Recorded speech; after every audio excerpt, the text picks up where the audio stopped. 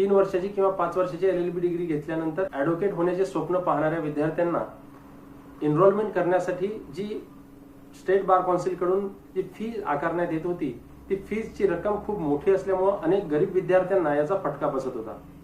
त्यामुळे नुकताच supreme court of India यांच्या CJI DY चंद्रचूड यांच्या खंडपीठाने नुकताच एनरोलमेंट करण्याच्या फी संदर्भात अतिशय महत्त्वाचा निर्णय 30 जुलै रोजी देण्यात आला आहे। त्यामुळे आता सुप्रीम कोर्टाने दिलेल्या निर्णयानुसार आता स्टेट बार काउन्सिलची जी फीज आहे ती फीज कमी करून जनरल कॅटेगरीच्या कॅन्डिडेटसाठी 750, यामध्ये 600 रुपये स्टेट बार काउन्सिल आणि 150 रुपये बार काउन्सिल ऑफ इंडिया आणि SC ST विद्यार्थ्यांसाठी 100 रुपये एनरोलमेंटची फी करण्यात आलेली आहे। त्यामुळे जे गरीब विद्यार्थी होते, जे ॲडव्होकेट होण्याचे स्वप्न पाहत होते, अशा विद्यार्थ्यांसाठी अतिशय महत्त्वाचा हा जजमेंट आहे। जे विद्यार्थी LLB डिग्री करत आहेत अशा विद्यार्थ्यांसाठी हा जजमेंट अतिशय महत्त्वाचा आहे आणि जे विद्यार्थ्यांना आता एनरोल